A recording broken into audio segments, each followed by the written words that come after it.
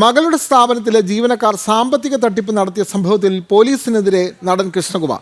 തനിക്കെതിരെ police FIR ഇട്ടത് എന്ത് തെളിവിൻ്റെ അടിസ്ഥാനത്തിലാണ് എന്ന് കൃഷ്ണകുമാർ ചോദിക്കുന്നു. പ്രതികളുടെ കയ്യിൽ ആരോപണമല്ലാതെ എന്തെങ്കിലും തെളിവ് പുറത്തുവിടാൻ ഉണ്ടോ എന്നും കൃഷ്ണകുമാർ ചോദിച്ചു. തങ്ങളാണ് ആദ്യം കേസ് കൊടുത്തത്, എന്നാൽ കൗണ്ടർ കേസിലാണ് ഇപ്പോൾ നടപടി ഉണ്ടായത്. പോലീസ് നിഷ്പക്ഷമായി അന്വേഷണം നടത്തണമായിരുന്നു.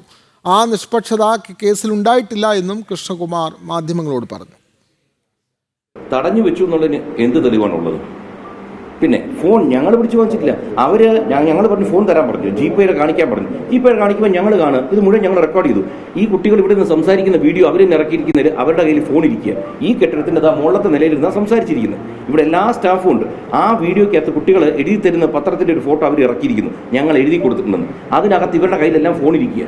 ഇനി എവിടെയാണ് ഞങ്ങൾ ഫോൺ തട്ടിപ്പറിച്ചത്? എന്തെങ്കിലും തെളിവ് വേണം. ഇവർ പറയുന്നതിന് എന്തെങ്കിലും അവരൊരു പ്രൂഫ് കാണിക്കട്ടെ.